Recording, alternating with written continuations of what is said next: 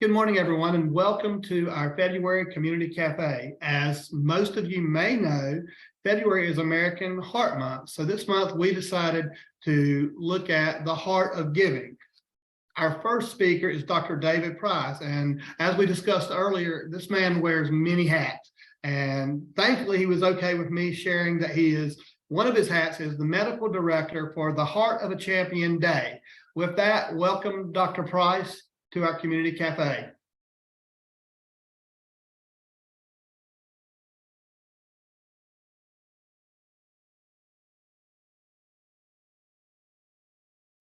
Now, can you hear me? Awesome. Hey, thank you all for having me. And I'm always happy to chat with someone who knows LaQuisha, because she's a wonderful person. So I have to put that out there, and thank you for having me.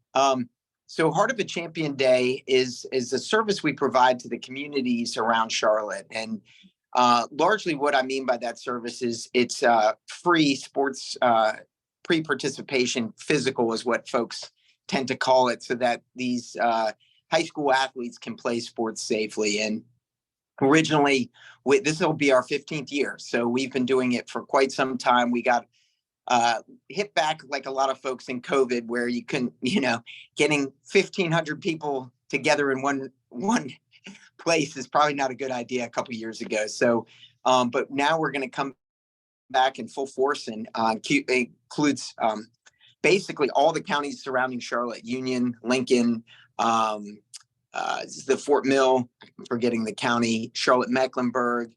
And what we try to do, it's a huge volunteer effort, and we're looking mainly for anything that would keep kids from playing sports safely. And we go through the athletic directors at all the schools that Atrium covers, and we have a athletic trainer in each of the schools.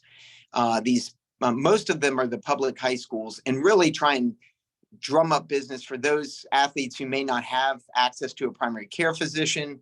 A lot of teens, as you know, once they don't need shots anymore, they may go several years without seeing a primary care physician. And so a lot of these, we don't want folks slipping through the cracks. And so particularly in the underserved area, where LaQuisha has been had helped us tremendously in getting follow-up, so that if some of the kids we identify at the screening event, they don't have a physician, primary care physician, we try and get them established with one. And really, the sports screening that we do is not traditional physical, in the sense that they're getting a lot of the preventative measures and making sure they're growing appropriately. It's more of, hey, can they play sports safely? I say that, but also what we've done is we've grown this program over the last 15 years is we do have school psychologists there. So we've got about 4 or 5. So if kids are struggling, we with the questionnaire that we ask them, if they've maybe hinting at depression, and part of the questions do ask that. We've got, it's not like we just do their screening and kind of leave them to go about their business. We really want to follow up with those kids and make sure they're getting the care they need. And that's one part of it.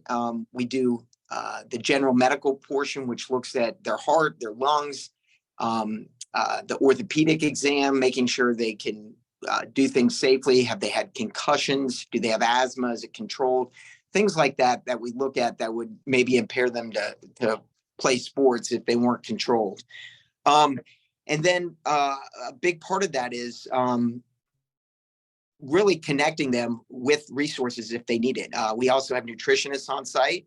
And for those who may need that, if they're either too thin or maybe overweight and could use some resources, we connect them with that. We actually also have a guy whose foundation is all about teaching CPR. So a lot of these high school athletes, you put them in a room and they're waiting, they're going to get up to mischief. So we try and minimize that while they're waiting for each of these things to go through these stations.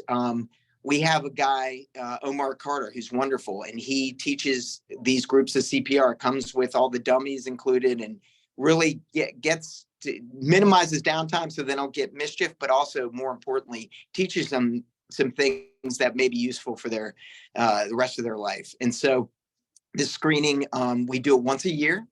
And again, it's all these counties. We aim to screen about 2,000 kids in one day. And hopefully we're going to have we don't have our venue yet for this year, but I'm crossing my fingers that it's a really nice venue to really attract some, especially from far out communities. Say you're in Union, you have an hour drive. Is it really worth me coming to this screening? Well, we're going to try and get buses from the high schools. That's what we've done in the past. And, if we have a few Panthers players there, that's pretty enticing for someone to come to these events, right? If it's just at an old building and they want to really travel for an hour, no. So we're doing everything we can to make this something that would really attract these athletes to come and get this screening. And one thing I failed to mention, but I think is important, is that it's required by North Carolina that you have a sports screening in order to play sports. And I've seen firsthand when some of the kids, I'll say, hey, are you playing basketball? Or are you playing football this year? And they say, I didn't get my screening in on time. And so I'm just I'm going to play. But then they end up not playing. Right. And so we aim to try and get these guys so that have something to do after school, that they're involved with something that can really be meaningful for them. And because I have to jump off after this, I thought I'd at least open it up to questions, if that's okay, Jerry. Absolutely. Sure. Dr. Price, I'm sorry, Jerry. You go ahead. Go ahead. I was just saying, absolutely. Let's take questions for Dr. Price. And Dr. Price, someone has asked for the information regarding the event. So if you'll send that to any one of the partners team members, we'll make sure to get that to those that are interested. Absolutely. And I'll say right now, the link still says it's shut down due to COVID. So we're actively working on updating that and with all the new information. And I will get that to either probably LaQuisha, is it easiest to get it to you? Probably. But I'll make sure you guys get that link because I do think it's a tremendous service for the community. Yes, and getting it to LaQuisha is perfectly fine. She'll see to it that the rest of us get it and share it accordingly. Awesome. So Dr. Price, you had mentioned surrounding counties to Mecklenburg. Would that extend as far as Cleveland by any chance? There are, I can't remember if Cleveland is in there. If Atrium has a presence, they're really trying to make that happen. If it's too far, what's happening is some of those communities themselves, if you're an hour and a half away, it may not be feasible. So those communities may end up running their own smaller event through that. And that's what we've done in years past up in Lincolnton, but we're now trying to bring that more central just because you have some more access to some of those neat things I was telling you about. So we'll see how that goes. Awesome. Thank you. Yeah.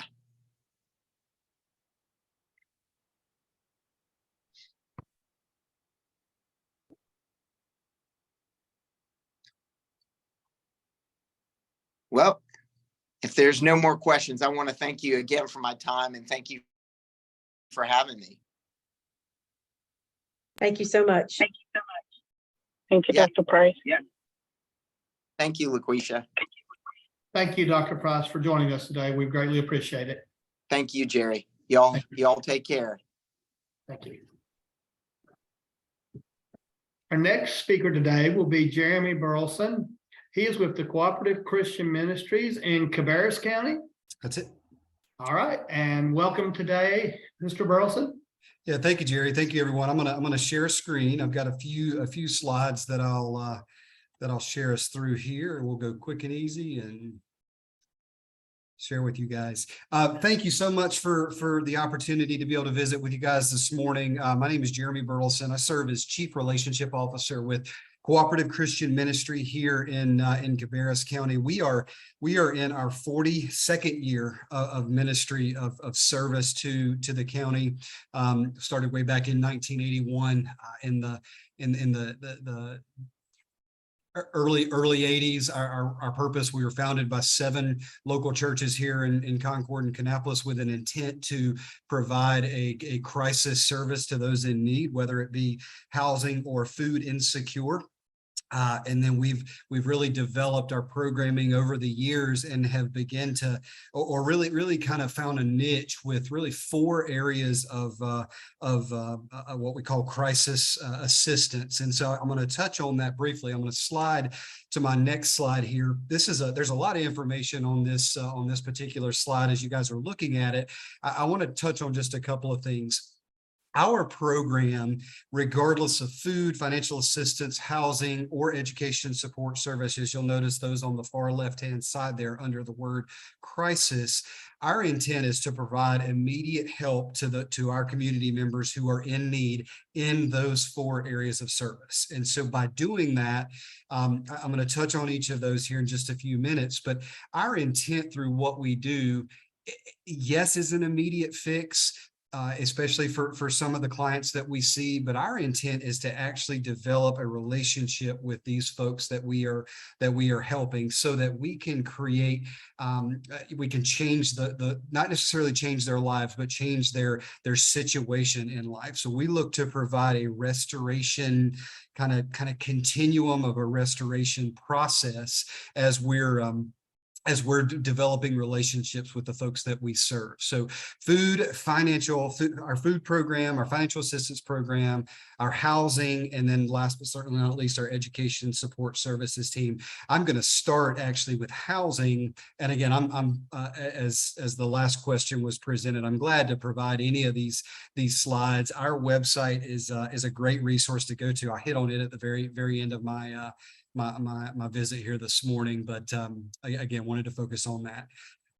We have a perspective newsletter that we put out each month. We submit it once a month, or we produce it once a month.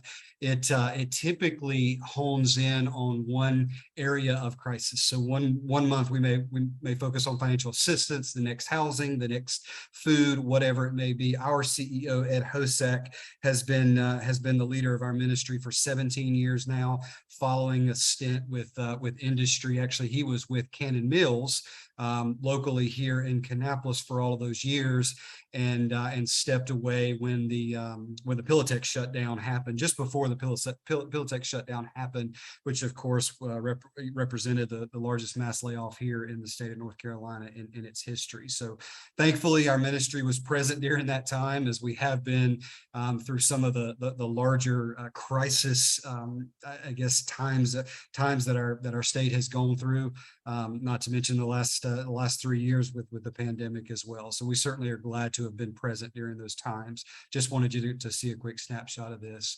A couple of other I guess publications that you see coming out of our ministry. Our Salt and Light book is, and all this is available online, I'll mention that at the very end, but our Salt and Light book is one that really describes how our housing program works, and then we produce an annual report at the end of each of our fiscal years as well. So before I dive in, I'm gonna stop and pause on this page, because I really want to talk about our 4 areas of ministry just very briefly. Our food program, we have one main crisis center that we host a lot of we call it our main food pantry. It's actually behind Concord Mall, Carolina Mall in Concord, right off of Country Club Drive. We service not only that facility, but we have 7 satellite pantries that we serve throughout Cabarrus and Greater Rowan counties. In 2022 alone, we actually distributed close to 1.4 million pounds of food out of those 8 facilities, our main pantry plus our satellites. And so the impact of what CCM's footprint in the county is certainly respected, and our reputation precedes us as it relates to that. That relates to about 13,000 households. and about 40,000 individuals. So if you look at the population of Cabarrus County being 230,000 people, you know, we're serving about 30 to 35,000 of those in a given calendar year. One thing about our food program that I do want to mention as well, it's donation only. We do have some relationships with some of our local grocery partners with Food Lion and Publix and some of those things. We are a partner of Second Harvest Food Bank out of Charlotte. And so we've got a niche program there with our food program, which is incredibly exciting. Far left-hand side of the screen, you'll see a marketing flyer that says Smart Choice. That is a technology, a mobile technology that we instituted July of this past year. So July of 2022, coming up on a year now. In essence, what I like to describe it, it's the Instacart for food pantries. And so it's allowed us the ability to not only serve the population more as to what they need. When COVID hit, we had to go to a drive-through model. And so anyone who came through our pantry basically got what they got. We couldn't have conversations with them to understand if they were diabetic needs or allergies or any of those types of things. So the Smart Choice has allowed us, it's an online system that everything is QPC coded that we have in our pantry and in our warehouse. And it's an online shopping list in essence. And so it's a neat program that we've been able to use. Still working through a little bit of trial and error with that right now, but we've seen a lot of really good progress through our Smart Choice program. Again, you can learn a little bit more about that on the website. So that's about food. Our financial assistance program or platform that we use. Typically, we're working hand in hand with Cabarrus County community members who are insecure, who are short in the areas of utility payments, rent payments, and or some medical payment relief. We do help with our local community to help them, those that are arrears with their medical payment needs. And so we typically work on about a $300,000 to $325,000 budget for our financial assistance every year. We did just partner with Cabarrus County DHS to distribute ERAP, Emergency Rental Assistance. We just stopped that program January 15th, so very recently. Over the last 18 months of that program, we distributed $3.7 million in rental assistance to Cabarrus County members through our relationship with DHS. So we were thankful to have the mechanism in place to be able to do that distribution. And Cabarrus County DHS certainly, we were proud to be a part of their program. Our third, I'm gonna end with housing because that follows my slides. Education Support Services is our third division. Really, that is a one-stop shop for any resident in Cabarrus and Southern Rowan County to access, someone looking for a vital document, someone looking to get help on a resume, someone who is recently incarcerated and working through re-entry back into society, help with just finding the necessities in place. Our Education Support Services team helps them along the way. They'll walk hand in hand with he or she looking to find those resources and just help them along the way. That's the short answer. We do financial literacy classes through Education Support Services. A program called Breaking Free is one of our go-tos with that particular team. And then last but certainly not least, our housing group. You see the third bullet there. I'm sorry, the third flyer there on the screen. We work on a continuum of housing. We serve about 48 to 50 families in CCM's housing program each year. That's not a massive reach, but based on the how I started with the continuum of we work to invest in our residents, not necessarily a one-stop shop. We utilize partnerships with Salvation Army and Opportunity House and some of those other in Cabarrus County for emergency shelter needs. CCM is a transitional housing authority. So that's where our focus is with transitional. Help with housing, you see the third flyer, that is an online resource that we worked with our website provider a couple of months ago to unveil. Helpwithhousing.net is the website. It is a portal that we have encouraged anyone in Cabarrus County that may be housing secure or may have a need to go on there and fill out a few data points for us. And what that allows us to do is, depending on the answers they give at helpwithhousing.net, it will output the local resources that are available to them based on the needs that they inputted, based on the data that they inputted. We've been able to really aggregate a ton of really important data and not only provide that for our needs as a ministry, but we've been able to give it to our municipalities who can really help to identify where the needs are, whether it's tent encampments or mental health or whatever the situation may be. It's been a really neat process to kind of see that come to fruition. So Senior Resource Guide is another asset that we've been able to unveil over the last 6 months. Senior adults was a priority population for us in our 2025 strategic plan, and to be able to develop a resource guide, again, housed on cooperativeministry.com, gives just seniors, not only seniors, but those that are caring for seniors, an opportunity to go find whatever resource a particular senior might need, from housing to vital documents to medical needs, etc. So that's been a really neat resource of ours.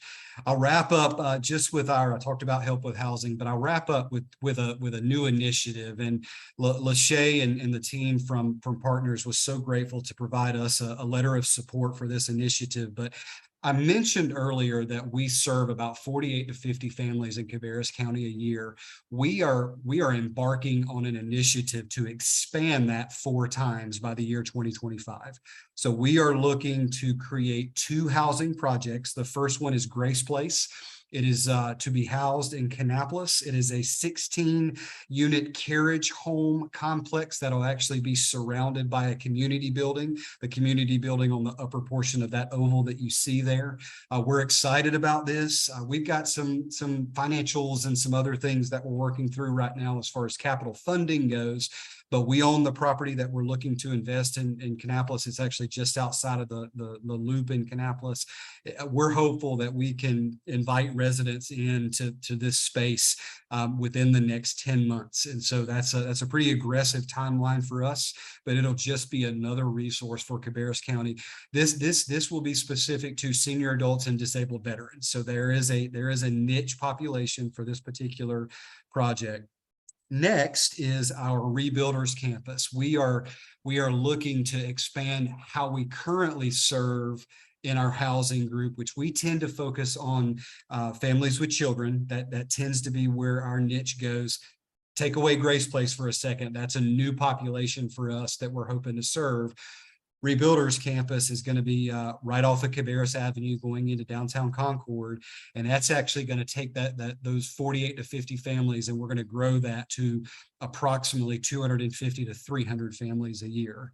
And so we're looking phase 1, which is kind of outlined by the perforated circle there. Phase 1 is going to be 2 24-unit apartment complexes that is literally going to grow our capacity 4-fold. And so we're encouraged by that. We've got zoning and water and sewer and all of those fun things that we're working through with City Council at the moment. But these are just some visuals that our architect has been working on for what that will look like. It really looks like an apartment complex, but it's going to be what we're going to call Cooperative Christian Ministries Rebuilders Campus. And so we're excited to really utilize an existing old mill that we're famous for with Cannon Mills, and really grow that capacity. So I've used enough time, but I wanted to, there's a lot more for me to say, candidly, everyone, and I'm glad to have sidebars if need be, but there's a lot of really good things coming out of the ministry right now. And the one thing I'll end on is to say that we certainly don't recognize that CCM is the best at everything. And so we focus on housing and financial and food. When you talk about working with partnerships in the community in the mental health topic, or whatever the various topics may be, we certainly rely on partnerships, especially with folks like Partners, to tackle those other issues that are facing society today. So grateful to answer questions if I have a few minutes.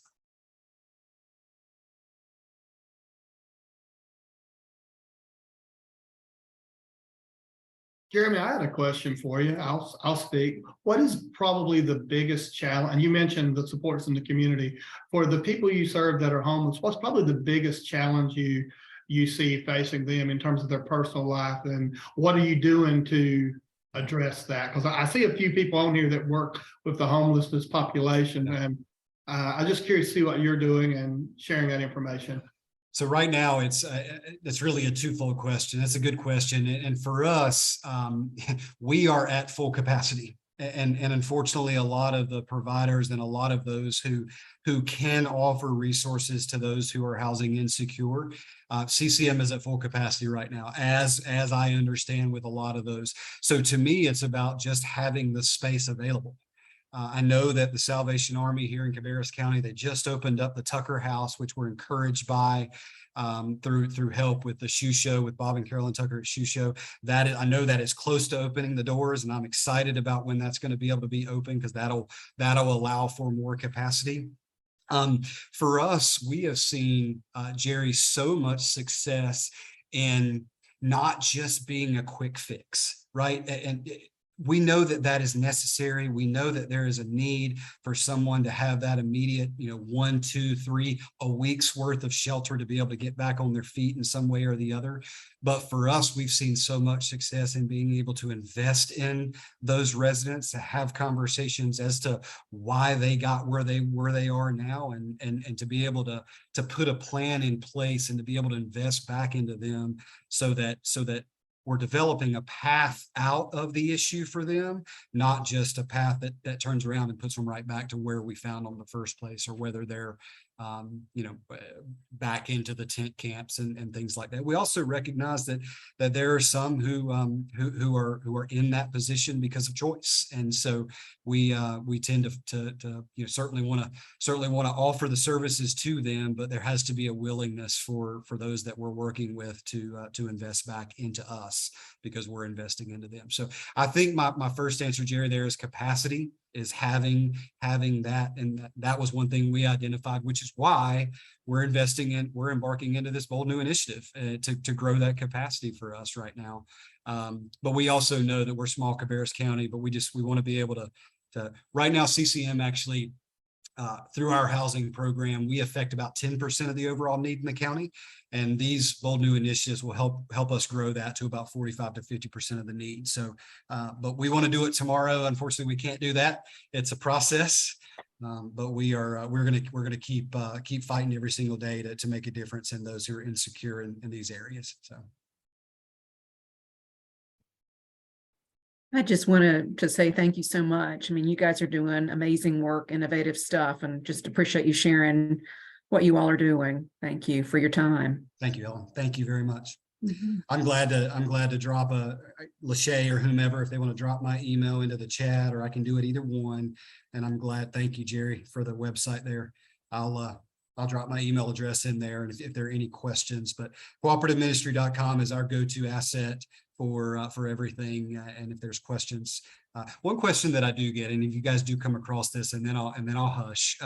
One question that I do get is, even though Cooperative Christian Ministries housing program is currently at capacity, please don't stop a resident or whomever you're talking to from applying, because we have referrals and other places that we can refer folks to based on community relationships, that who knows, it may very well, we may very well be able to identify an opportunity for that person that's not with our housing program. So please know that up front. Thank you, Lachey.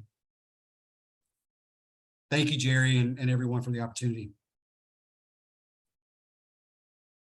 Thank you, Jeremy, for joining us today, and we appreciate it. If there may be more questions as people watch, and if so, we'll have a chance at the end to entertain more questions if there are more questions. Thank you.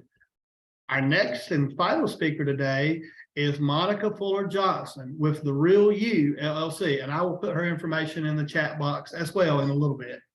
Thank you, Monica, for joining us today. You are welcome. Good morning, everyone. I'm going to go ahead and start sharing my screen as I talk a little bit about myself.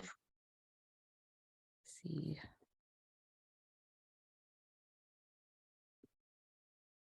All right, thumbs up if you can see my slides. Loading. Very good. Thank you all. So I am Monica Fuller Johnson. I am a certified prevention specialist, a tobacco treatment specialist, and a certified professional coach. And all that says is I educate the community on health promotion and wellness. So delaying or preventing the onset of drug use, mental health, or the worsening of a disability. That's the best way to sum it up. But I do a lot of things. So in the community, I also refer community members to resources such as CCM or partners and such. So if you have any questions for me, please feel free to put that in the chat or come off of mute because my presentation is pretty short. And I'd love to hear some personal or passionate stories that you all have around volunteering. All righty, ready, set, go. So the first benefit of volunteering is physical and mental health positivity.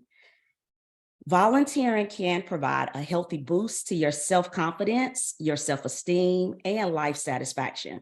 You're doing good for others and the community, which provides a natural sense of accomplishment.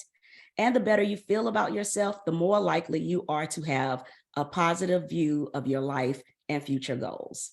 And many of you may be able to relate that even as a child, you have heard that you may not have everything you want or need, but it is best to serve others. There's always someone who has less than you.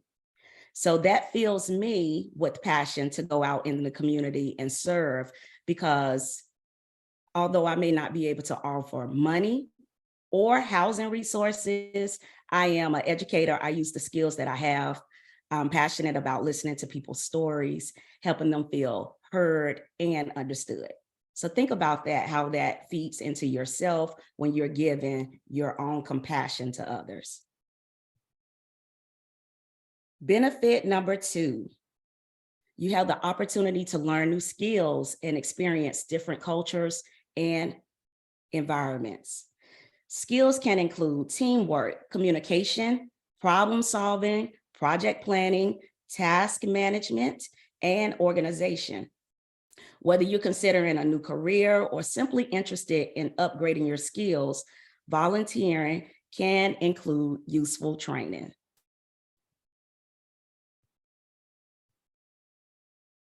Benefit number 3, volunteering provides opportunities for you to explore new relationships. It ignites passion and purpose, and it helps you find your joy. By spending time in service to others, volunteers report feeling a sense of meaning and appreciation, both given and received, which can have a stress-reducing effect. Reduced stress further decreases risk of many physical and mental health problems, such as heart disease, stroke, depression, anxiety, and general illness. So I want to explain this picture. This picture right here was inspired by me and my fellow run buddy, Bumpy. So I volunteer as a Couch to 5K run coach for Concord's Park and Rec. How I decided to get into running was I was getting lazy, y'all. That's the simplest way. So I found out about Couch to 5K, which is provided by Concord's Park and Rec. It's a 10-week session. You meet twice a week and you learn how to move from your couch to a 5K. So whether you run or walk, it's up to you, but you're out, you're meeting people you don't typically meet, which led me to meet Bumpy. Bumpy is a 74-year-old white male who lives in Cabarrus County. Bumpy and I talked for 30 minutes for the first time last night. So as he ran, I walked, and he made the comment, "You walk faster than I run." And I said, "That's okay, I'm a fast walker. You're running." He told me that he's been a participant of 5Ks, 10K, 15K, and a half marathon. Bumpy also shared with me about his granddaughter, who is a college student, and my son, who is also a college student. So we had shared experiences about college students and them growing up, them creating their own identity and becoming independent. So like I said, we all call him Bumpy. His Facebook page says Bumpy. And he said, well, Bumpy's not my real name. That's what my grandkids call me. And I said, what? That's not your name.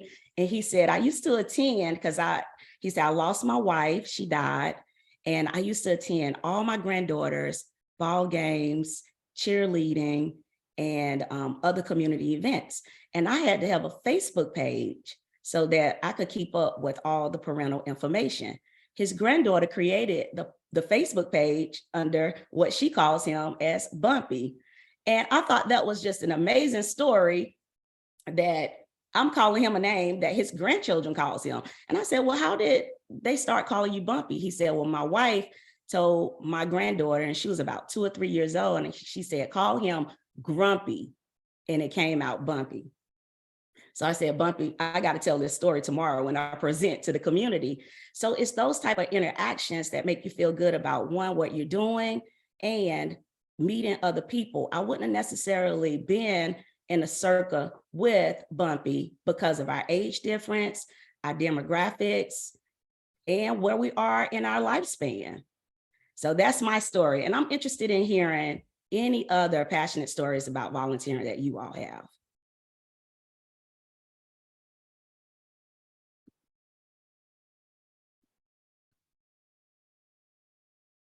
Anyone? No one? Monica, Ma'am? Monica. Yes, ma'am. Hey, I'll share.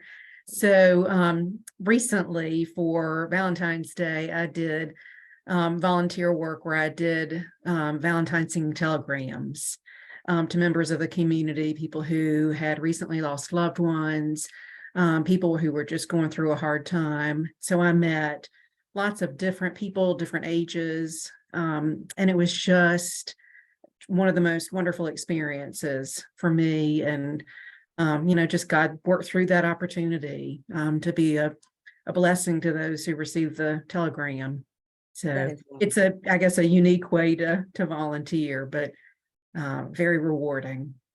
Thank you for sharing that, because I know people think volunteering means that you have to give a lot of time or a lot of money. And it's neither. It's if you have it, give it. But if not, you being there is helpful to someone else. Yeah, thank you. I'll share Oh, quickly.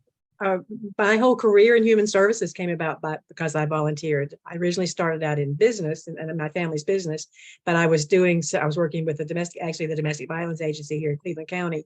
And when we decided to close the business, I was thinking, what am I going to do next? And someone said, well, you've been doing human services for fun. Why don't you start get paid for it? And that's what started the career that I've had since then. So I feel like I've had 2 lives.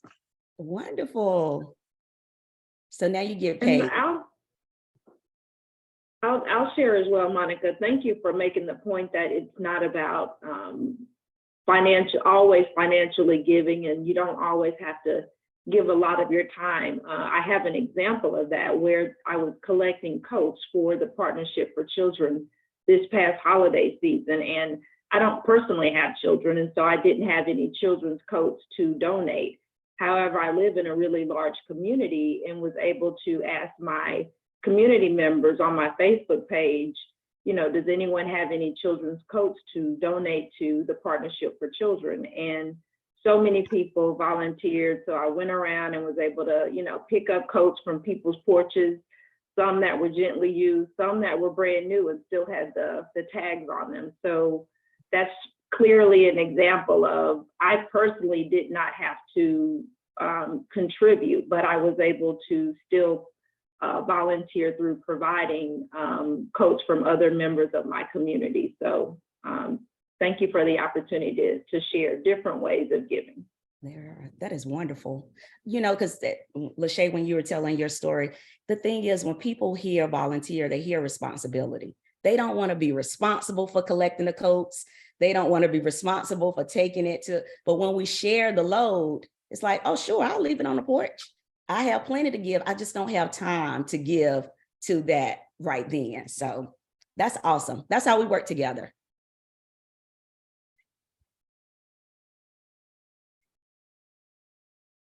So that is all that I have for you all. I appreciate you all lending your time to me.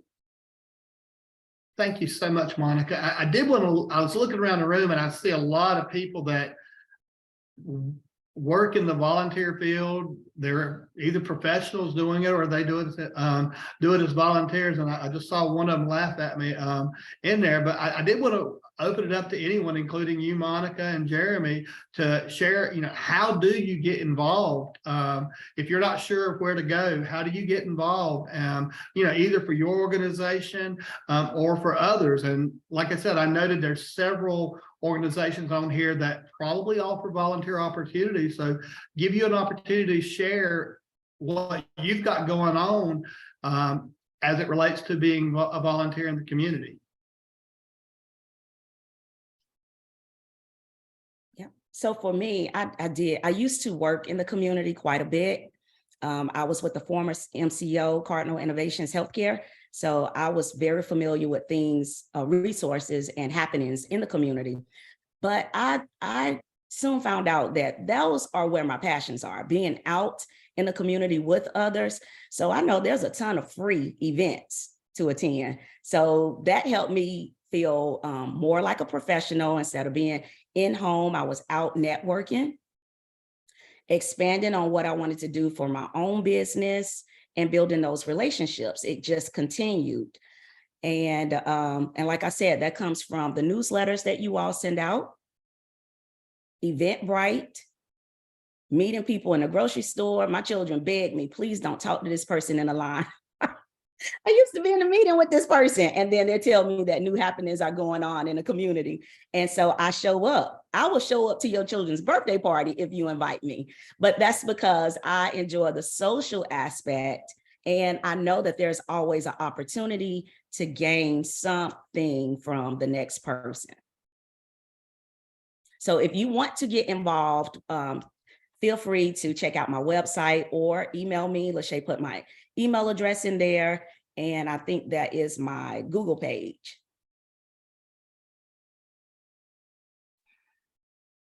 I'll piggyback off of Monica. Very similar in from the CCM side of things. We have volunteer opportunities. We're actually working on kind of refreshing those even as we speak, going into the spring months here. But we have opportunity from a single person volunteering all the way up to groups of 20 to 25. You can actually cooperativeministry.com, click on get involved, and then there's a volunteer link there. We do have a coordinator, Lori Williams, who does that.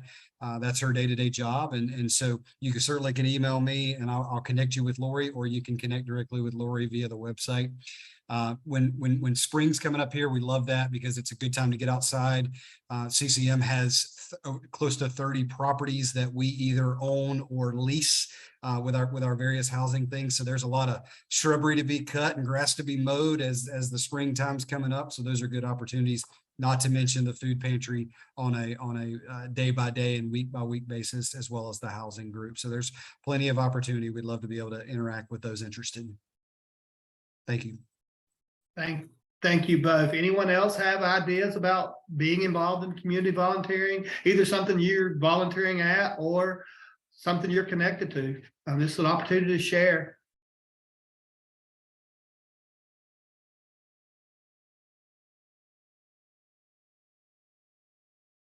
Jerry, I'll share a full circle. When Monica asked this question earlier, I was thinking about sharing it and I just had a tug to do it. So I'm going to do it. So 5 years ago, CCM, there was a family that came through hard times. They needed help with groceries. They came through our crisis center and received carload of groceries. And for whatever reason, at that particular time, life had dealt them some pretty rough cards. We didn't see them after that. And so they were local at the time, but because of the situation they were dealt, they had to move away. About 3 months ago, we received a volunteer inquiry from the son of the family. And so he is now an active volunteer with us in our food pantry. And so I think about things coming full circle and how the impression, and not to toot CCM's horn because anybody could have made that impression on them, right? But the impression that just that quick need, they had an immediate food insecurity for their family, but what that did for them just boosted confidence for not only mom and dad, but obviously the kids. And now James is the gentleman's name. He's a weekly volunteer for us in our food pantry, just paying it forward. It's kind of a neat little reference and example there to share. Thank you for that information. That's always great to hear when you got someone that needed help that, like you said, is paying it forward. Now they're helping others that have the same type needs. That's always great to hear. All right. Seeing nobody else raising her hand or opening up, I'm going to hand this over to Mary Beth, who's going to give us some information about next month in March and what's coming up. Okay, thank you, Jerry. And thank you so much to Monica and Jeremy and Dr. Price. They were just outstanding speakers. So thank you so much for sharing. I think it's really encouraged us, and it's always good to see what opportunities are available for us to get involved in the community, and just how it does really help our own mental health that when we're giving to others. So next month, we are going to be talking about, the topic is throughout our life, and we're going to be focusing on the services that are available to those with intellectual and developmental disabilities. We are going to have 3 speakers. The first speaker is going to talk about the importance of getting connected to services at a very, very young age. She's going to share how to do that, as well as really emphasizing that if your child has special needs, you really want to get them connected to services, you know, when they're 3 or 4, so that they can have access to services that they'll need. So that will be our first speaker. Our second speaker is going to be he is a program manager for a coffee shop here in Winston-Salem. And the employees there all have intellectual and developmental disabilities. And he's going to share how this coffee shop came about and their vision for the future. And the way that he sees it is that this is a launching point for the folks that he's training. It's a paid position.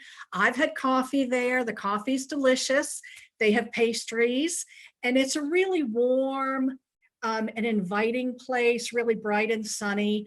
And so he works with folks with intellectual and developmental disabilities to get them job ready for the competitive market.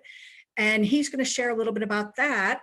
And lastly, we have a parent who's going to be talking about having an adult child with intellectual and developmental disability and some of the challenges that are faced, and also some of the services that are available. So it's going to run the gamut of the lifespan, and we hope that you'll be able to join us. That is going to be on Wednesday, March 29th. Yes, March 29th, which is, pardon, Jeannie? You're on mute. I believe it's the 22nd, isn't it? Oh, my bad. Thank you. 22nd. Okay, so March 22nd. Thank you, Jeannie. From 10 to 11. And you can register again on our partner's website. So we hope that you all can join us for that. We'll be sending out some announcements about that earlier in March. So hopefully you'll be able to join us. And that's all I have, Jerry. Thank you. Thank you so much, Mary Beth. I do want to encourage you to invite the people that you don't see to be a participant in these community cafes. The information that Mary Beth spoke about is so critical to get out to the broader community and the people that are touched. We always look at it in our mirror, but please look at it from the outside in as who are you connected to that knows someone that maybe is a business partner or recreation, parks and recs. So please invite those people to be a participant in these calls. That way we can get this information to more people and share with the community. And with that, unless there's any last questions, thank you all for joining us for our February Community Cafe. Thank you, everyone.